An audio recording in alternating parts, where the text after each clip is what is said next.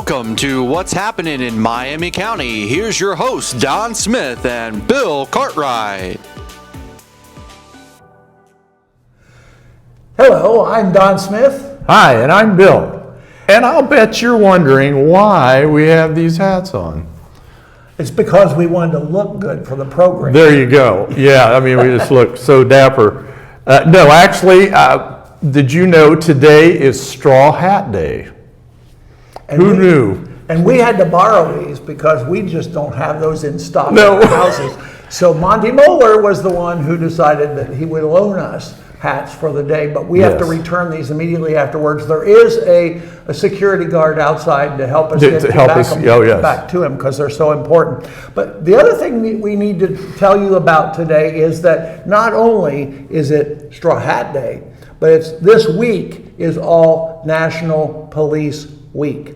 And I have to tell you that I am so ecstatic with our police, local police and fire departments, because they're doing such an amazing job. And I can tell you so many stories. My son fell off his bike. Now he's old, but he fell off his bike straight over the handlebars, and within seconds, Marty Grove was there, and there was blood everywhere, and they fixed him all up. That's just one example. I know of so many. The police are just such great people. So I'm suggesting to all of you out there watching, Absolutely. make sure you say thank you to a police officer this week.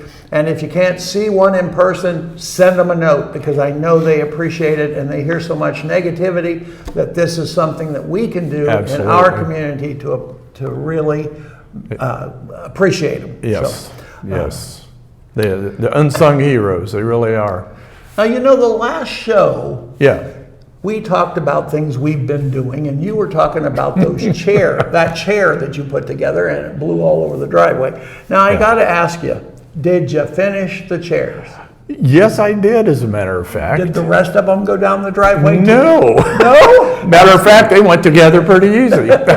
It seems like once you've done one, it makes it a lot easier to do the others. Well, I would expect that to be the case. And if I needed to put chairs together, I would probably just call you to come and do it for me. Oh, well, don't hold your breath. Well, thank you so much. So what else have you been doing? Well, okay, so, you know, it's that time of year where you're putting out flowers, and we've been doing a lot of that. And we had three skids of mulch. And I'm happy to report they're all spread and they're all done. So I'm happy about that. I really am. And I know that you had a grandson come and help. So I don't want you getting all the credit. No. I made a note. Oh, good. I did. I said, with the help of my grandson, Ian, was fantastic. He provided most of the muscle, actually. Well, for those of you who don't know, he's a big guy, graduated from high school a while back. 6'2". Yeah, amazing, easy to work with. Yes, but anyway, and also this is that time of year where you have to mow your lawn about twice a week. So I've been doing that a lot too, with all the rain we've been getting and all. So that's kind of what I've been doing. So what else have you been doing? Well, I got a whole list of things, because I bet you do. Well, number one, the Piqua Caldwell Historic District had their official plant sale last Saturday, and it was in the Winans factory parking lot, and we did a great job out there. I'm on the Piqua Caldwell Historic District board, and we do that as a fundraiser, and we sold plants. And the really nice thing about that was, when we're all finished, and there's always those leftover plants, you know, we have to figure out what to do with them. And over the last several years, Wade Westfall, who, by the way, is a county commissioner, we give him a phone call, and he comes and buys all the leftover plants. Oh, wasn't that nice? And that's been a really nice way to finish up the sale and get it taken care of. Now, also, because you mentioned that the Miami Valley Center was having their vendor fair. And so I thought, well, I think I'll go out there and see what's going on. So I went out to the Miami Valley Center, and I was really impressed with the outside, because outside there was a bike rally, a motorbike rally, and they were blessing the bicycles. Yes. And I thought and I listened for a bit, and it was a really nice service that they provided there. It was interesting, and there were some food trucks outside. Then I went inside, and I was amazed. The entire mall down the whole length was filled with booths everywhere. Oh, that's fantastic. And then they took a couple of the empty stores, and people were in there too. So there were people all over the Miami Valley Center, and it was really a nice vendor fair. So I was really excited to be there, and I have it on my list for the future. But then I got a call from my daughter who said, your great-granddaughter wants you to go speak at the 4th grade in Vandalia. So here I am, old guy, going to the 4th graders in Vandalia, and I had a conversation. Afterwards, I called her up and I said, so Sydney, my great-granddaughter, how'd it go? What'd you think? She said, well, the teachers even listened. And I thought, well, that proves that they at least pay attention to their teachers. Yeah. It was kind of a funny comment. I was kind of surprised. Then we went to the city commission meeting. My wife and I went just to be supportive of the commissioners and the city manager and the city officials, because I think they're doing an outstanding job. They're really trying to do what our communities, our citizens want them to do, and I've seen many good things, and so I know that they're trying to develop another historic district in the city, and we're working together on that to get things that so that great. It's more copacetic, and they great. can get some grant money to get some of these bigger buildings renovated. So that's a nice thing. And then yesterday, I was at the Rotary Luncheon, and we gave out Rotary scholarships. So very nice. My week has been all of those things going on. Sounds like a lot going on. I'm pretty well done now. I'm going to go home and sit on the recliner after this. But anyway, I want to know what's coming up. Well, there's a lot coming up here very shortly. This the weekend is going to be very, very busy. Some of the events I have here, and I will let you know. First off, an exciting one that is usually very well attended is a Taste of the Arts, which is in downtown Piqua. And that is Friday, May 17th, and it's from 5 to 9 p.m. It's usually well attended, and it has food, artists at work, which is fascinating to watch. There's a kids zone. There's going to be live music, and just like I said, fabulous food. So I would say come down to downtown Piqua on Friday for the Taste of the Arts. It ought to be a really fun time. It's a great place for a family to get a nice dinner and just enjoy the time. Yep, I think that it'll be great. And then on the 18th, this is going to be a busy day on the 18th because there's a lot going on. One of the first things going on that you might want to attend is a food truck rally and competition. This is at the Miami County Fairgrounds, and we all like food trucks, or at least I do, as you can tell. But but it has great food, and it's to get in. If you have a car, pack it, because it's $5 per carload of people, okay? And then if you're just walking there, which I don't know if you would be from Piqua, but you might be from Troy, it's $2 per person walk-in. So the good deal is the $5 per car. That's, So if you got room in your car, I think that's, we can come over. Yeah. That's the way to do it. So anyway, but that'll be a lot of fun. And like I said, it's at Miami County Fairgrounds. And if you need more information, you can count Miami County Convention Bureau and all that will have some of the information for that. And then another thing that's going on the 18th, and this one's kind of really important to a lot of people. Ohio Hospice 2024 is putting on the Remembrance Walk. And this offers families and friends an opportunity to honor the memory of a loved one and raise funds to support patient care and services. These include community-wide grief counseling and financial assistance for patients unable to pay for their care. It's really a super, super thing. And that is, registration begins at 8:30 a.m. and the walk starts at 10. And where that is at is on 3230 North County Road 25A. And that's basically between Troy and Piqua. So and if you need more information for that, that would be www.ohiohospice.org/events. And then the phone number is 937-335-5191. And hospice is just a great organization. They help so many people in so many ways. So that would be a good thing to do. And then we have several concerts coming up. But I'll get into those later on when we do events again.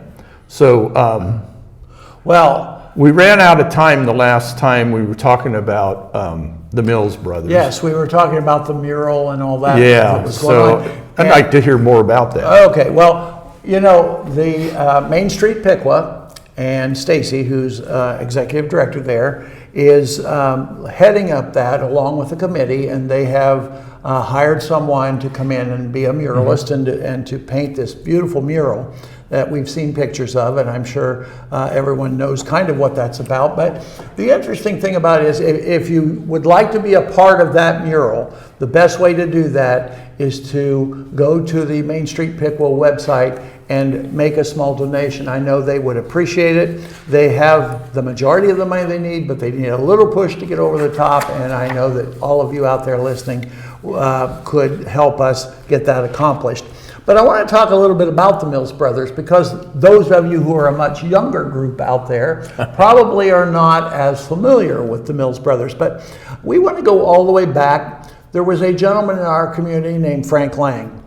Later, at about the same time, he was developing the Coca-Cola plant in Piqua, which was a very massive undertaking, and it was a great thing. Well, he was friends with the boys, the Mills boys.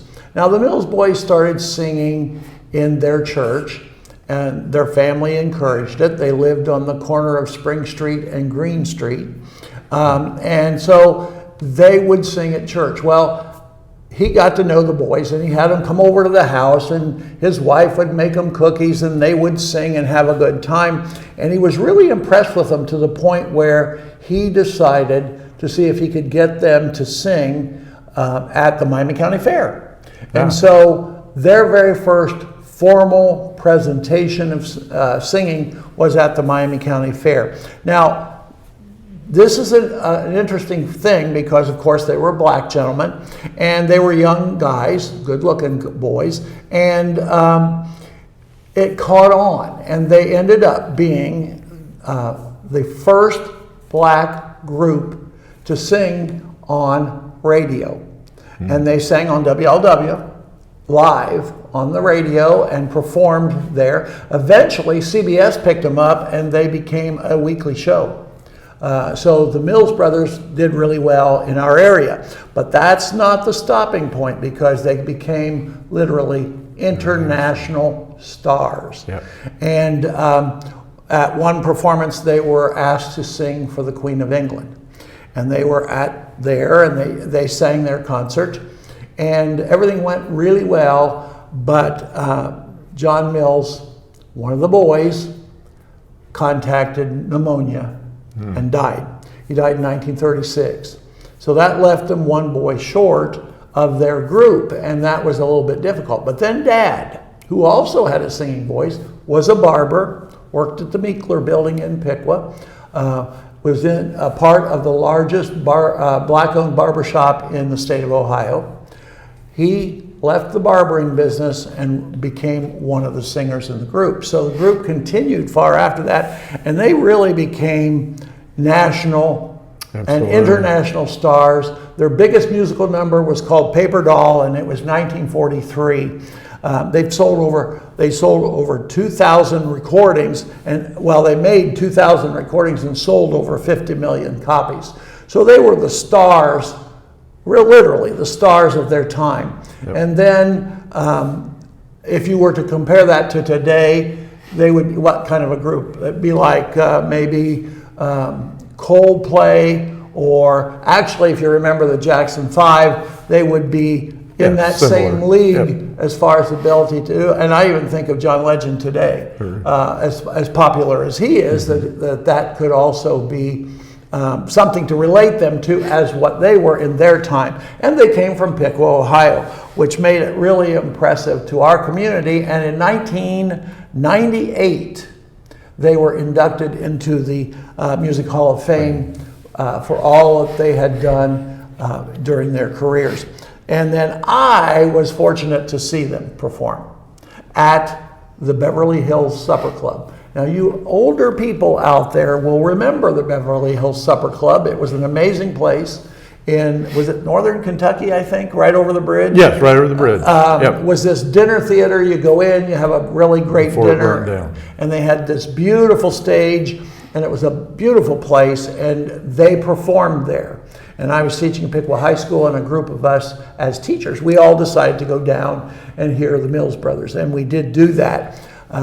Later, the sad news is that Supper Club burned. And 150 or more people were killed in that fire, so the Supper Club is no longer there. But we saw the Mills Brothers there, and that was really kind of exciting. They also had their reunion at my house at Alliston Manor when we ran the restaurant there. The whole Mills family came to that. But now we're done with last show. And I have a new piece of news or history for this week. And I've grown up around this area my whole life, and you drive down 48 and you come to Pleasant Hill, and that statue is right in the middle of the road. And it just always blew my mind that they were able to get that accomplished. And I think that is the neatest thing, that it's there. And it was erected in 1895, and it cost, believe it or not, they spent $725 to put that statue there. Whoa. Wasn't that a lot of money? At that time, it probably was. That's 125 years ago or so. There you go. And so it was dedicated on October 31st, 1895, and they were a little short of money, so they had to get some donations, and I think there was a couple of $100 donated beyond what they raised. They actually had ballot. They voted to have that done. There were two bond issues to help, two bond issues for $250. That's how they got the money to do it, which I thought was kind of interesting. Then the base of the monument is made of limestone. Mm-hmm. And, we have lots of limestone around here. Oh, lots of it. It's one piece. Wow. So they moved a piece of limestone to the area. Of course, it was cut once it got there. I mean, you set the big pile of limestone, then somebody comes in, knows what they're doing, not us, and they cut the limestone into the shape they wanted. Definitely not us. But the rest of the monument up after the base is granite.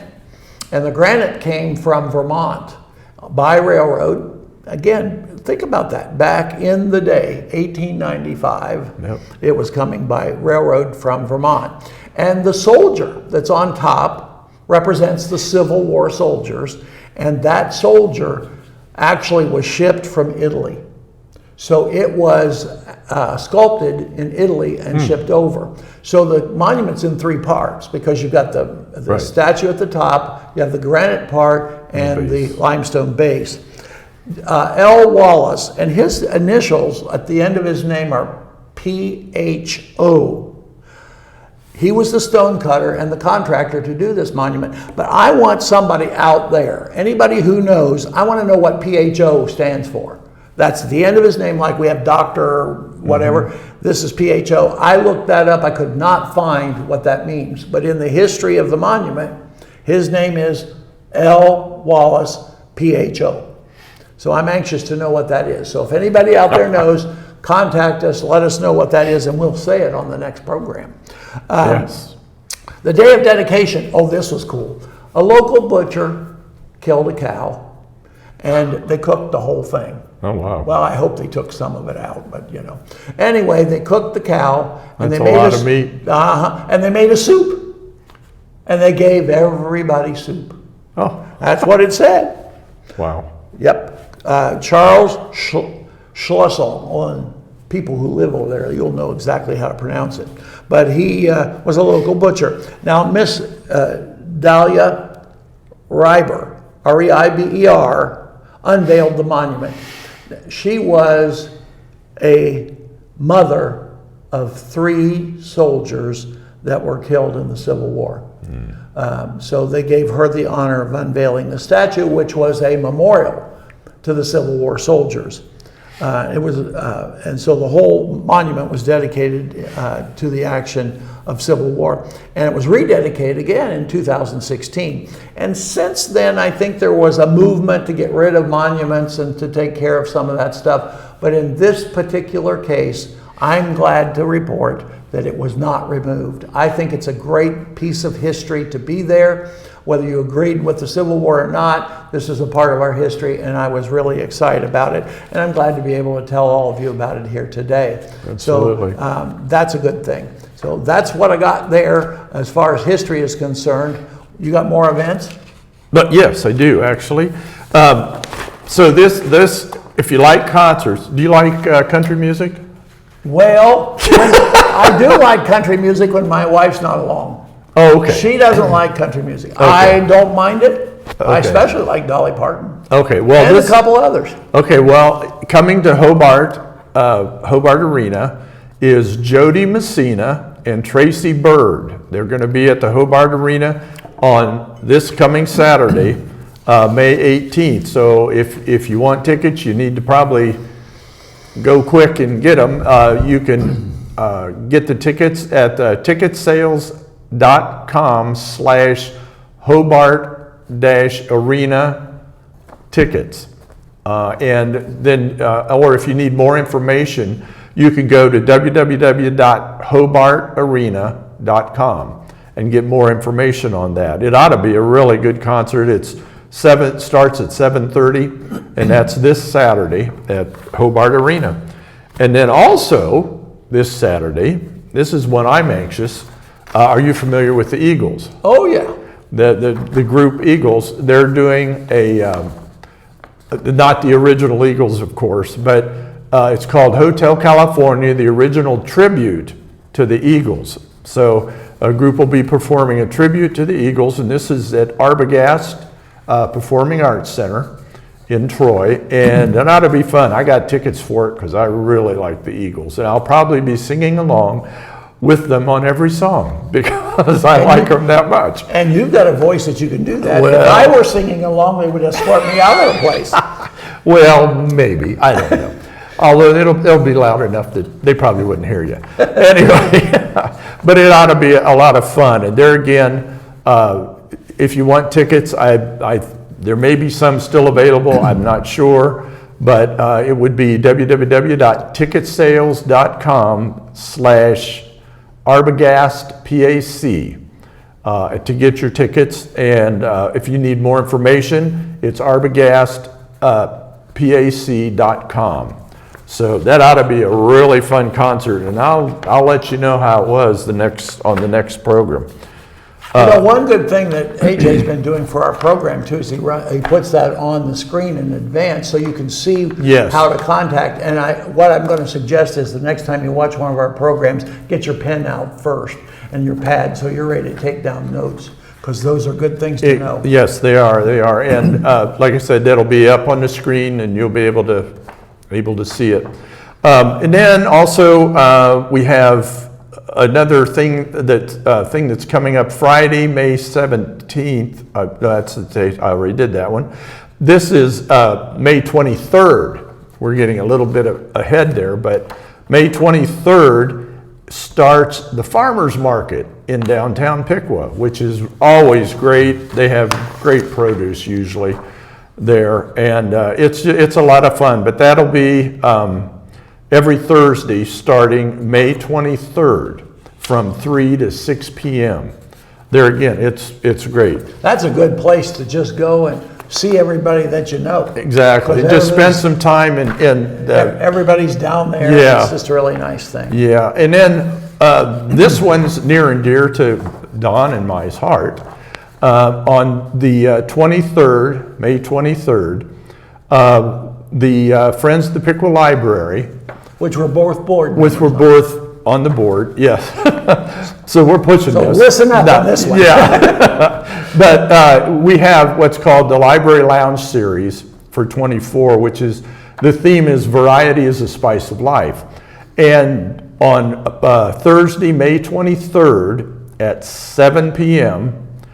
In the library lobby, there will be the history of rolled ice cream. It'll be hosted by us, and of course, Tom Lillicrap will be there to explain how rolled ice cream was made and how it came to be, and it ought to be just a lot of fun to come and see. And I'm privy to the fact that everybody gets to taste it. Ooh, well, there you go. That's even more of an incentive. But tickets are required, but they're free. But you need to pick them up at the library. At the circulation desk. At the circulation desk at the library. Like I say, the tickets are free. And it just should be a nice fun evening, really. And then also coming up on May 25th and 26th, I know that's a little far ahead, but I'd mark it on the calendar. Mark it on your calendar. At the Johnson Farm and Indian Agency, there is a Celtic Heritage Festival, which sounds like it's going to be a lot of fun. It's adults are like $10 for the day, children are $5, 2 and under are free, and there's no charge for parking. But it ought to be a lot of fun. Music, just the Celtic Heritage event promises to unforgettable experiences of history for history enthusiasts. So if you like history and music, it's just going to be a lot of fun just to come out there and have a good time. And there are several other events that are going to be coming up, of course, at Johnson Farm, which we'll get into at another program. But also I wanted to mention, because it's coming up quick, the Strawberry Festival, June 1st. That's always a fun time in downtown Troy. So there again, there's the information. If you need information for the Strawberry Festival, you can go to troystrawberryfest.com. So that'll be fun. I know a lot of people have probably already gone to it before, and it's just a good time, and the strawberries are always delicious, always good. Yep. One other thing is Bradford is going to be putting on the Bradford, Ohio Railroad Festival and train meet. So this would be interesting for you train enthusiasts and all that. That it'll be a fun time. It's $5 for adults, $3 for children. And if you need information, you can go to the bradfordmuseum.org for more information. And there'll also be a phone number that we'll put up that you can go. But it ought to be a lot of fun.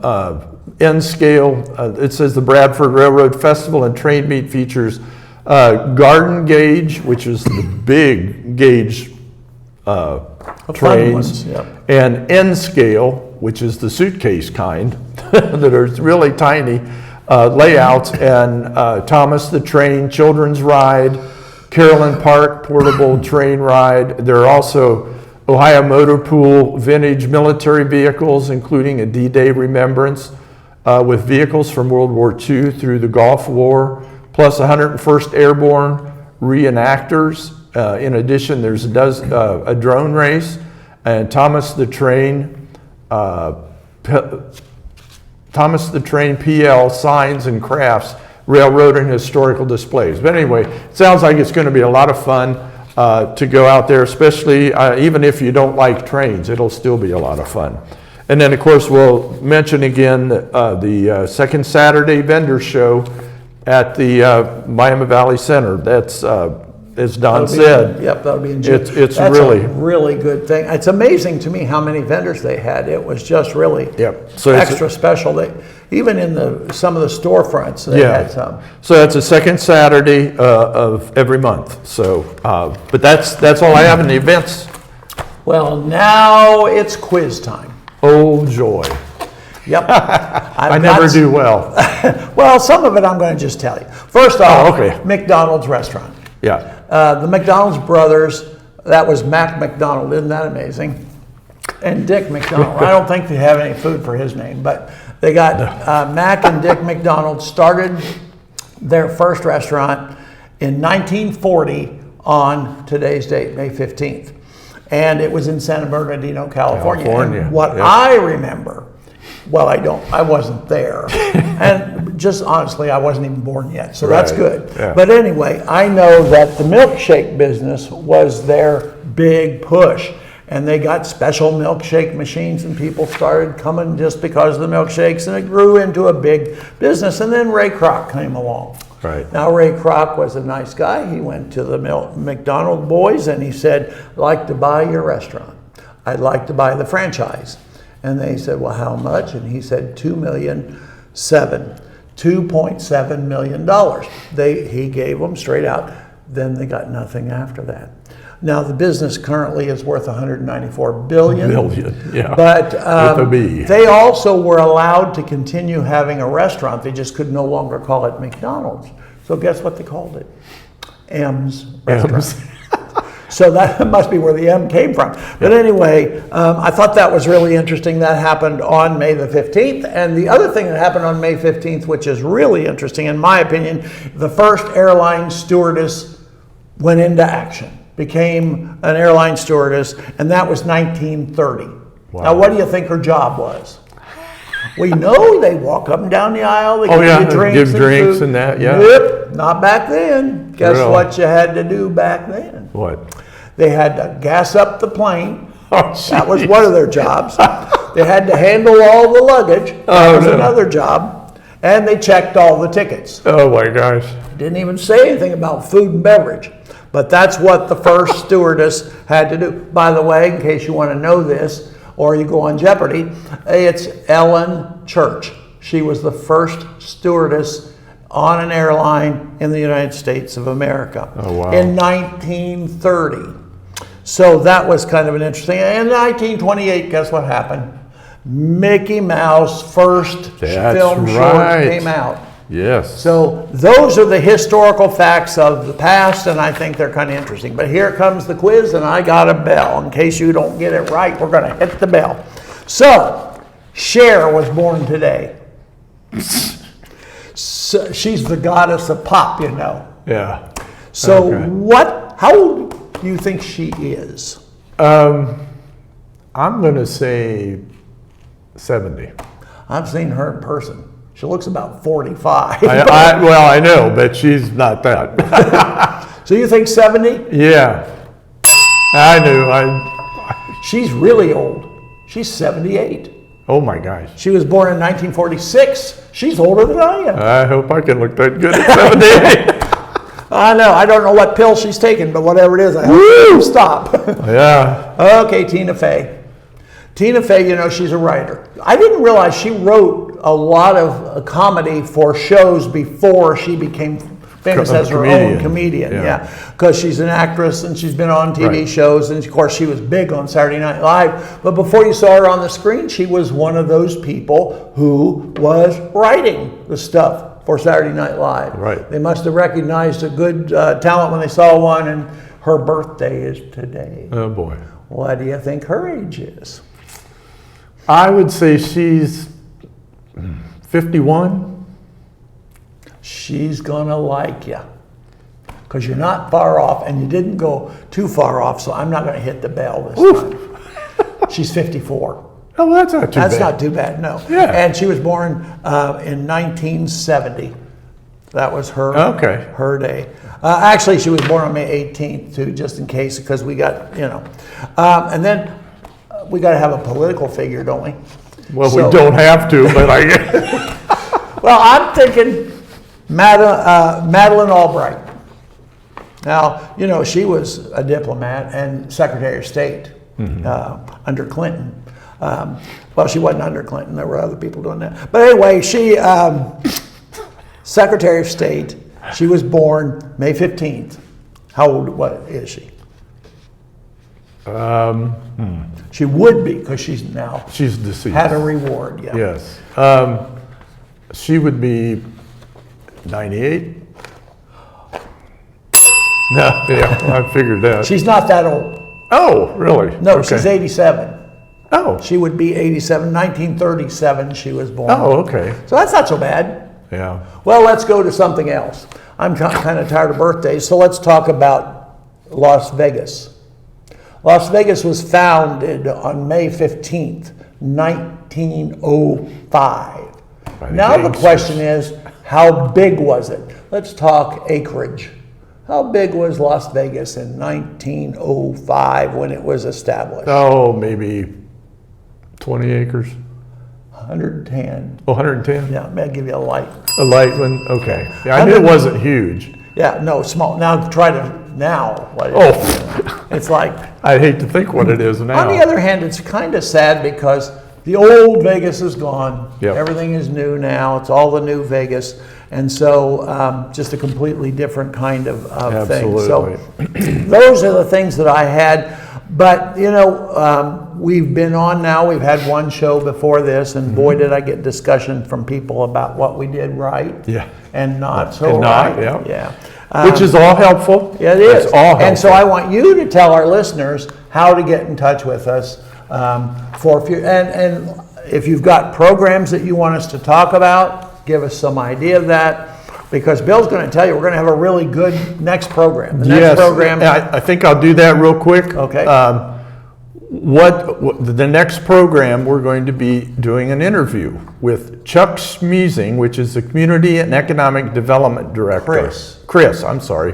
What did I say? Chris, not Chuck. Oh, Chris. Yeah, sorry. That's Buckeye Chuck. And I can't read my own writing. Buckeye Chuck, he's coming. Yeah, that's true. Huber Heights. Yeah. Okay. So anyway, but he is going to be talking about exciting developments going on here in Piqua, around, including some of the what's going on with the condemned hotel out by the 75 intersection and what's going to be happening in that area.